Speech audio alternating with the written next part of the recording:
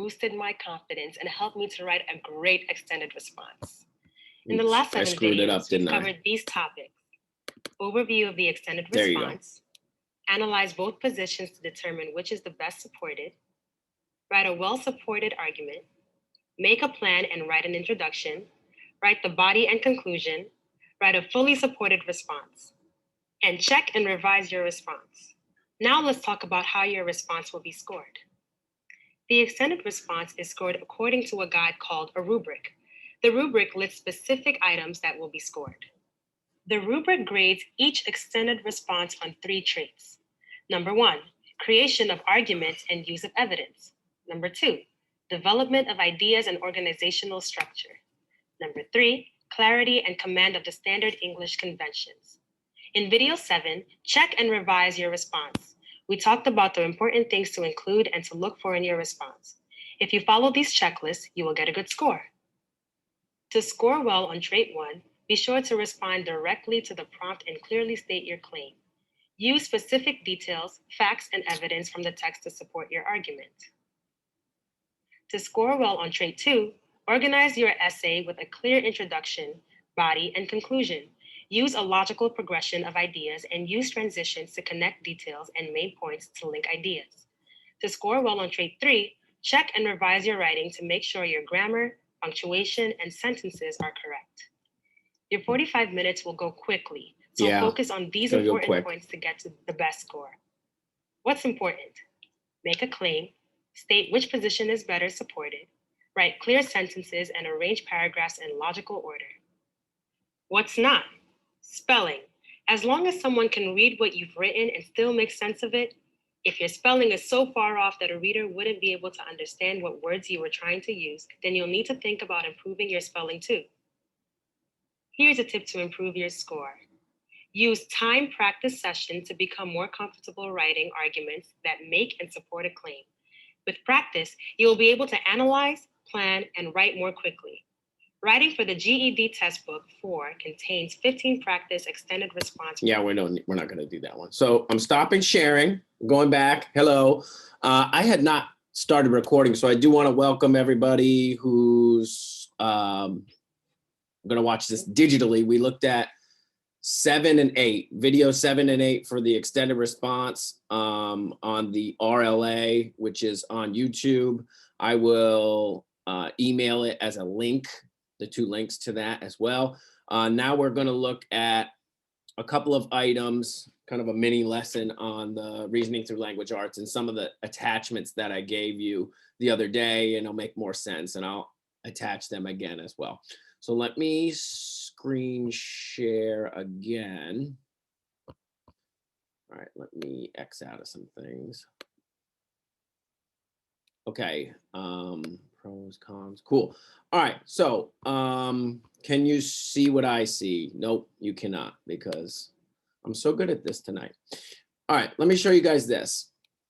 All right, so I do want kind of a weird thing, but you are Pasco County School students, okay? So you have every right to get a free, over the Thanksgiving and winter break, I will be sending this link to you as well, where you can set up a COVID-19 test if you need to, for free. You've paid, you are a student of Pasco County, you don't need to show any proof, I don't believe. And if you do, send them my number, please. But that is throughout both breaks, okay? Giving you the time frames. I'll send those as a link. It's very important because you don't want to be stuck. Some doctors you're paying for things. It's ridiculous. This will get you actually in line, and they set you up with a time frame to. I guess they do the nasal one, the one that's like kind of like messing with your brain. It goes up high, I guess.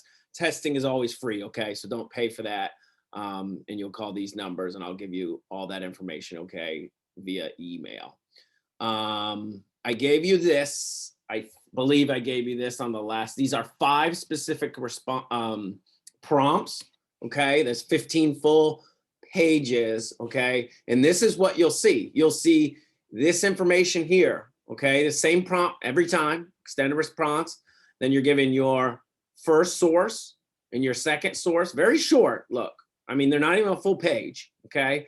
And then you're asked to analyze the 2 speeches, and then in your response, you're gonna develop an argument or argumentation about these 2 arguments and which one has the best argument. Don't get caught in your feelings on that particular information. This one's about cyberbullying. You can start talking about, or the temptation is to start talking about, yeah, bullying is terrible. I dealt with bullying. No. We want to know what these are said, what is said on these 2 letters or these 2 opinions about that. And then you're able to move on. And there's another one, game-based learning, things like that. Again, these are pretty short, and you have 5 different ones. If you want to do them by hand or online, that's up to you. You can sit there literally with a timer, time yourself 45 minutes, and like put yourself as if you were actually taking that extended response as well. Okay, so let me look through these as well. You got a copy of this as well. This is the document that you're given. You're able to write with a dry erase pen about the evidence that supports number 1, and then the evidence that opposes, and you're going to talk about that, and then your decision or your claim, okay, and then your reasons. This is just to help you visualize what you're talking about, okay?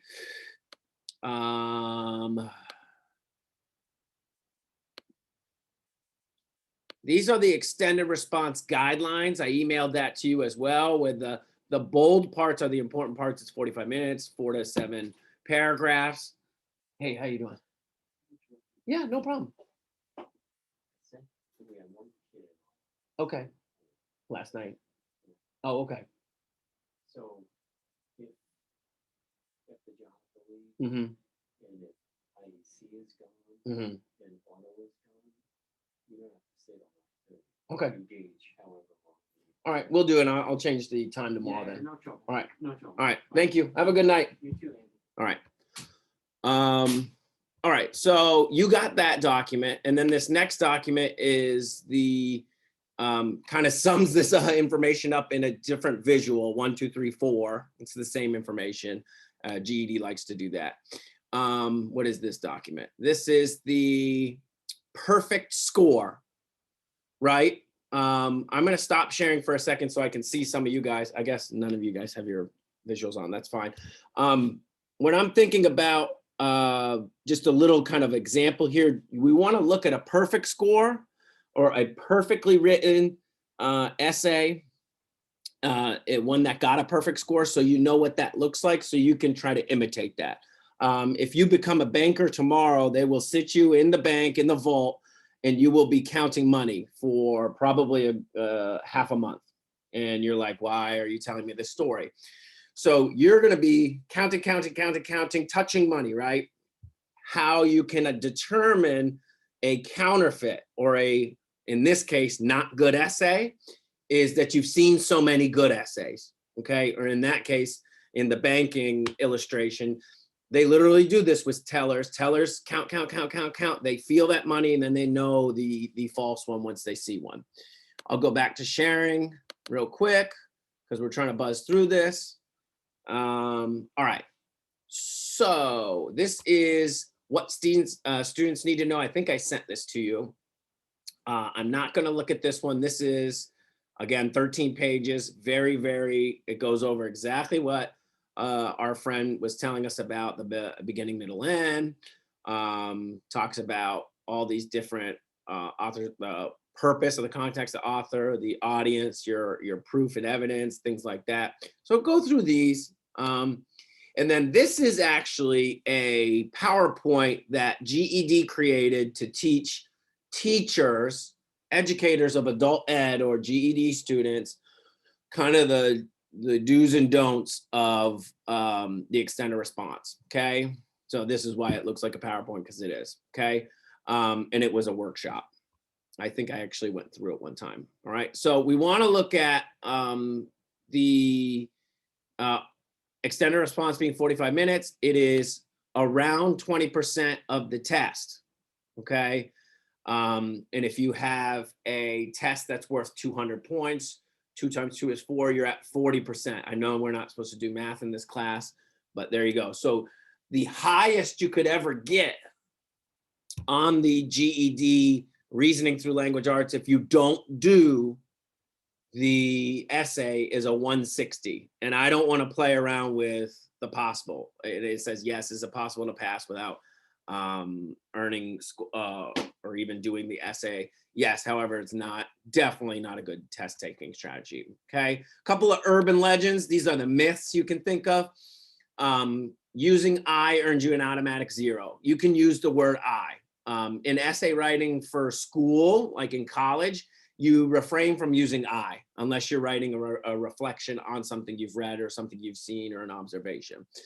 Okay, the automated scoring engine, ASE, must not be working properly with all those zeros. That's not true. They actually, they have it sent to a human being who reads it, okay? What else? Skipping the extended response is a good taking strategy. That's not a good. Another urban legend. No one earns any points on the ER. That's not true, the extended response.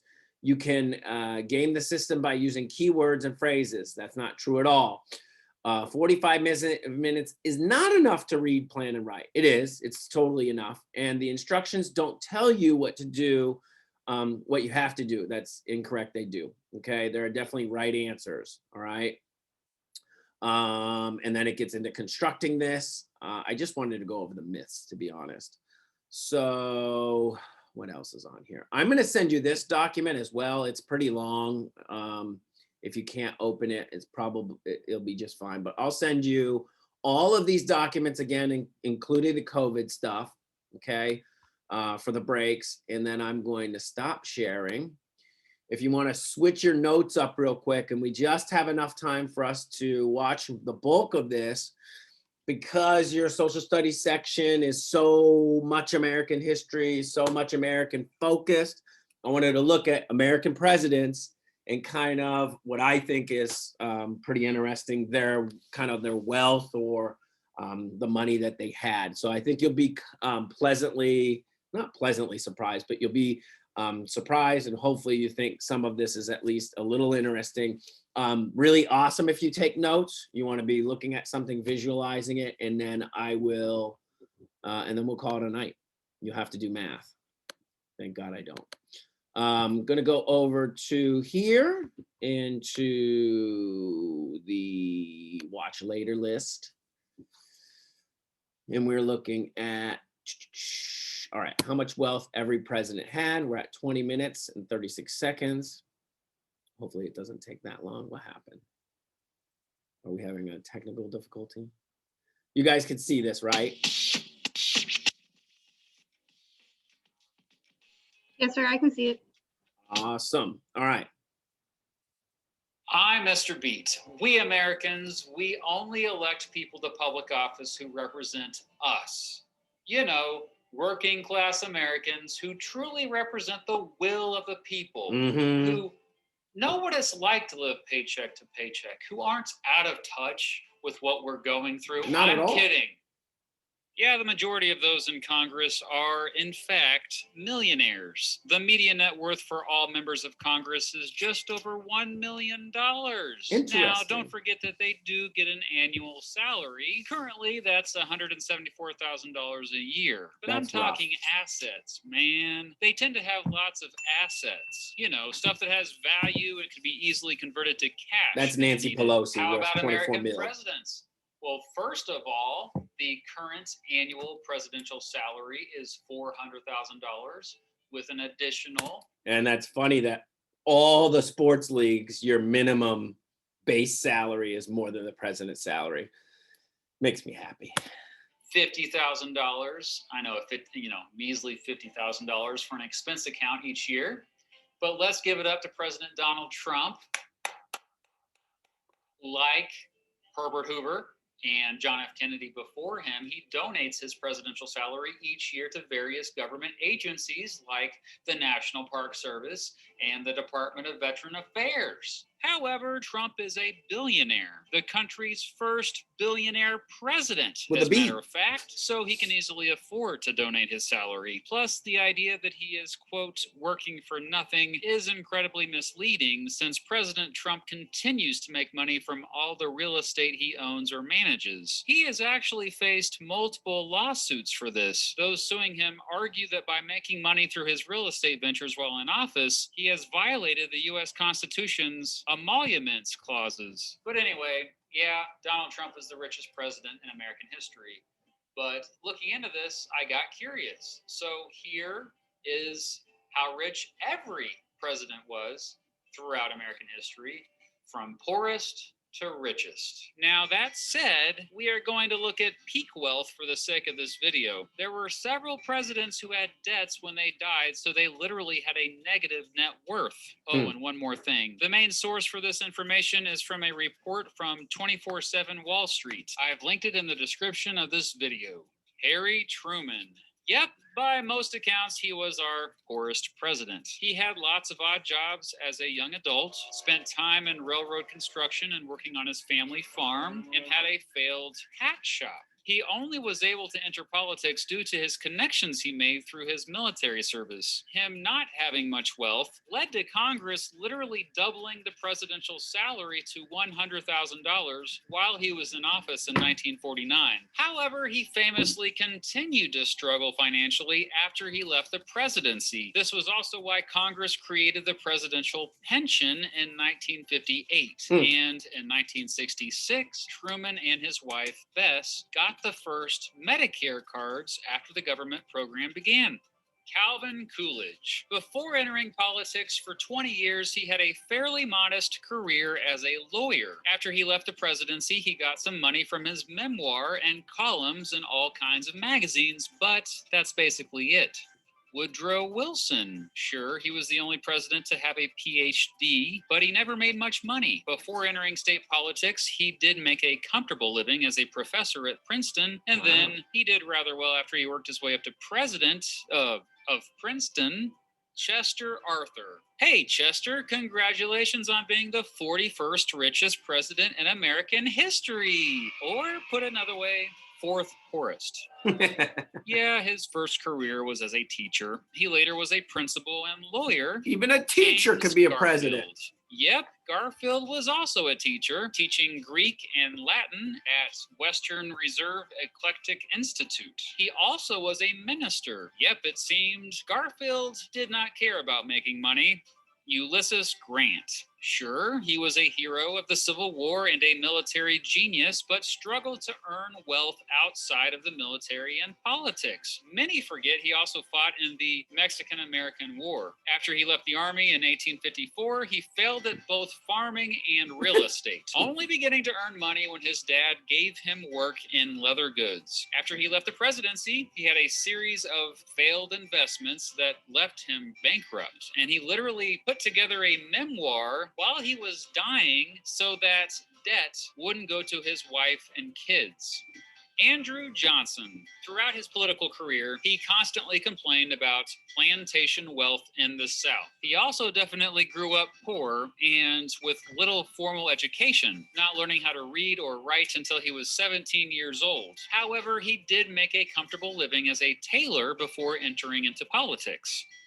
Abraham Lincoln.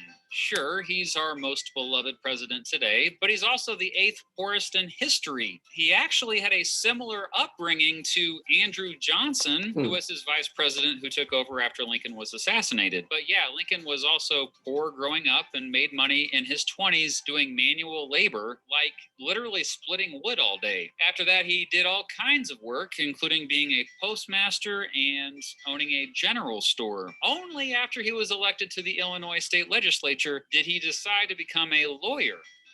James Buchanan. Well, how about that? The president before Lincoln, who is often considered the worst the United States has ever had. Buchanan actually came from a fairly wealthy family. However, he never made much money himself, since he basically spent his entire career in public service. Oh, and he never married into wealth, since he, never married anyone. William McKinley. McKinley also didn't gain much wealth over his life since he spent his entire career in public service. It also didn't help that he never got any big inheritance. Oh, and while he was governor of Ohio, he went bankrupt during the Panic of 1893. Nice. Warren Harding. Guess what? Harding was also a teacher, but he also worked in insurance. He started to make some money when he helped turn around a once failing newspaper, but Harding owed much of his wealth to his wife, Mabel, who was the daughter of a wealthy banker. Franklin Pierce. Pierce had a modest upbringing on a frontier farm, but his wife, Jane, had a lot of wealth in her family. Pierce had his own law practice before entering politics. He also served in the military. Rutherford Hayes. Hayes' main career was lawyer, like so many other future politicians. He was a darn good lawyer, though, and won some big cases that helped him earn a decent living. He served in the Civil War and got into politics after that. William Taft. He started out as a lawyer who had connections right off the bat, then later became Solicitor General, a federal judge, and famously was the only president to also serve later on as a Supreme Court justice. Our And heaviest one, being too. in the judicial branch generally pays better than the legislative branch and executive branch.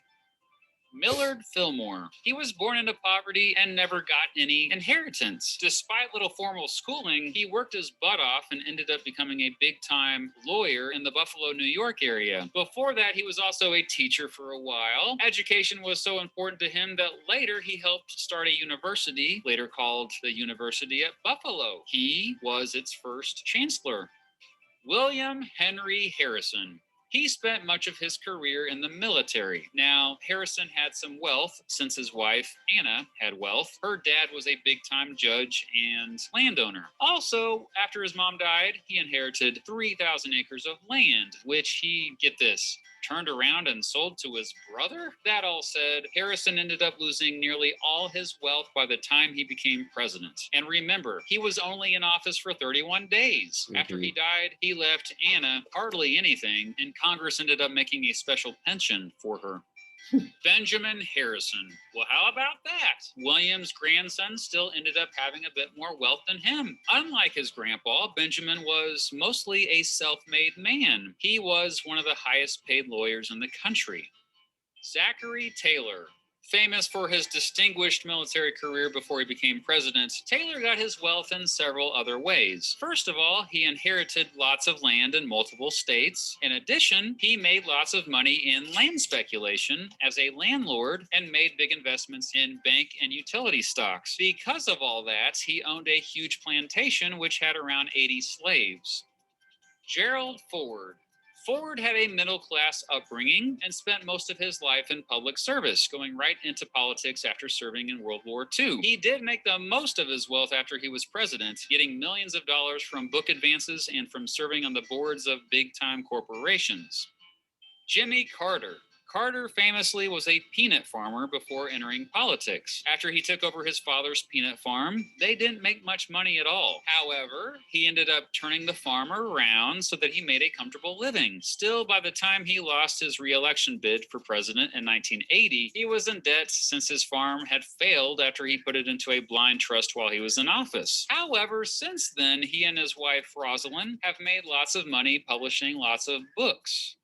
Dwight Eisenhower, another career military man and famously a World War II hero. Five-star general. Also had a modest upbringing and inherited no wealth. However, he did get some added family wealth after marrying his wife, Mamie. Of course, Eisenhower was always smart with his investments, which is why he and Mamie retired comfortably after he left the presidency. John F. Kennedy. Opposite of Eisenhower, yes, Kennedy was born into lots of wealth and always had lots of connections. Kennedy's dad was one of the richest men in the country, as a matter of fact. Also, by the time Kennedy married Jackie, she had lots of oil money in her family. No, not oily money. That'd be gross. Money from the oil industry. So while JFK went straight from the military to politics, he could easily afford to. Almost all of his wealth came from a trust shared with other family members. To everyone at home who dreams of being a superstar DJ, it's time to dream. Weird. James Polk, another president literally born in a log cabin, but don't be fooled. His dad was a wealthy plantation owner and land speculator. Polk's wife, Sarah, also had a wealthy family. So yeah, even though Polk was only briefly a lawyer before entering politics, he had lots of assets, including a 920-acre plantation and 25 slaves. Ronald Reagan. Well, many forget this, but Reagan was a movie and TV star before entering politics. Before that, he was in radio. He was also paid well as a GE spokesperson. Later, he also made lots of money from books. Now, this one surprised me. Richard Nixon. He grew up in relative poverty, didn't inherit much, and worked as a public servant most of his life. After resigning from the presidency, he had financial struggles. However, later on, he made money from a series of interviews with David Frost and from a bunch of books. Eventually, he was able to build up his wealth due to a bunch of smart real estate investments. John Adams. Sure, Adams got an inheritance, but his wife, Abigail, also had a lot of family wealth. Because of this, they were set. Also, Adams had a very successful law practice. John Quincy Adams. John's son did even better than his dad. Of course, he got most of his dad's land, but additionally, his wife, the terrific Louisa, was the daughter of a wealthy merchant. So, yep, he was a career public servant because he just watched those assets become more and more valuable. George H.W. Bush. Bush Sr. was also born into wealth, and he just built upon it as an adult with all the connections he had. He made lots of money running an offshore oil drilling company and also had lots of real estate investments. Grover Cleveland. He had a relatively modest upbringing and built up his wealth as an adult. His wife, Frances, was the daughter of a wealthy lawyer. But this is a strange one, though. From what I could gather, Cleveland got wealthy by just being ridiculously smart with where he put his money. He married late, only after he was president, and invested heavily in real estate. Martin Van Buren. Van Buren also had a relatively modest upbringing and built up his wealth through his law practice. And he also invested in real estate. Are you starting to notice a pattern here? James Monroe. He was born into wealth, and his wife, Elizabeth, was too. At one point, they had 250 slaves on a 3,500-acre plantation, yet he still somehow ended up in debt, having to sell the plantation. George W. Bush. Like John Quincy Adams, Bush Jr. has ended up building up even more wealth than his dad, George H.W. Bush. And it's all because of his painting career. Just kidding. Although he has made money from those paintings. Before his political career, George W. Bush also made millions in the oil industry and owned a freaking professional baseball team for Texas Rangers. Rangers. Texas Rangers. After leaving the presidency, he has also made tens of millions thanks to speaking fees and book deals. Barack Obama. Before Obama entered politics, he had various careers, including being a lawyer, community organizer, and even teacher. Most of his wealth has come since he left the presidency 3.5 years ago. He gets paid hundreds of thousands of dollars each year for speeches alone. He also has sold millions of books and launched a production company with his wife, Michelle. John Tyler. The 10th president is the 11th richest in American history, and it's all about that old money. He inherited a 1,000-acre tobacco plantation, and his first wife, Letitia, also had a ridiculously wealthy family. However, he was another one who lost most of his wealth by the end of his life. Franklin D. Roosevelt. He inherited a bunch and got a bunch through his marriage to the fantastic Eleanor. He was able to maintain and build up his wealth due to real estate and other investments, and spent most of his adult life in politics and briefly being a lawyer. Bill Clinton. Clinton is another one who was not wealthy before he was president. He almost immediately went into politics after a short stint as a professor. Remember, he started young, becoming the Attorney General of Arkansas when he was only 30 years old. Similar to Obama, he and his wife Hillary have made most of their wealth since he left the presidency through huge book deals, paid speeches, and business consulting. Herbert Hoover. Sure. Hoover was wealthy, but he's another self-made man. He was born for an orphan young. But he eventually made lots of money in the mining industry, first as an engineer and later as an executive, eventually expanding his operations around the world. He also sold many books. Lyndon B Johnson. LBJ was another career politician, although he was a teacher for a few months while in college. So why was he so wealthy by the time he died? His wife, Lady Bird, who, yes, inherited wealth, but was also very business savvy. Thanks to her, LBJ had lots of profitable investments. James Madison. Born into great wealth, much of the land he owned was passed down to him. Eventually, he was the largest landowner in Orange County, Virginia, with around 5,000 acres. He also had more than 100 slaves. Toward the end of his life, however, he lost quite a bit of money. Andrew Jackson. Historians often call him our first, quote, common man president, but he was the 5th wealthiest president of all time. Perhaps Jackson never forgot about his upbringing. He was poor growing up. He started out as a saddle maker and teacher, but only started to make a decent living as a lawyer. His wife, Rachel, had some wealth in her family, and Jackson's law practice ended up doing very well. Plus, he got paid decently while in the military. More importantly, he got 1,050 acres of amazing land in Tennessee. Throughout his life, he owned as many as 300 slaves. Theodore Roosevelt. Teddy got a trust fund.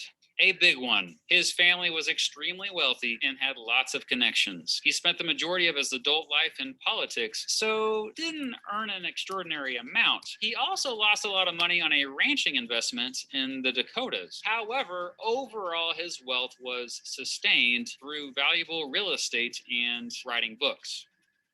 Thomas Jefferson. Jefferson inherited 3,000 acres of valuable land and around 175 slaves. Over his life, Jefferson would own more slaves than any other president, with more than 600. While most of his wealth came from his famous 5,000-acre plantation Monticello, he also made serious money in all the different political positions he was in. Similar to his friend James Madison, he also lost quite a bit of money toward the end of his life. George Washington. By now, this story is all too familiar. Property. Lots of property. Sadly, human property. My favorite president also, unfortunately, had over 300 slaves. His plantation, Mount Vernon, was made up of 5 separate farms on more than 8,000 acres of some of the richest farmland in Virginia. His wealth also had help from his wife, Martha, who inherited lots of property after her first husband died. Even as president, he made a higher salary than all other presidents when adjusted for inflation. I mean, he was a pretty good president. And as I said at the beginning of the video, the richest president in American history is Donald Trump. As most of you already know, he inherited lots of real estate wealth, and he has grown his real estate empire over the years, mostly due to the marketing of his image. While it's assumed he is our first billionaire president, no one really knows his actual net worth since the Trump Organization is privately held. Forbes magazine estimates it to be around $2.1 billion. So there you have it. In general, the poorest... All right, my friends. You have 6 minutes before you go into mathematics. Questions, comments for me?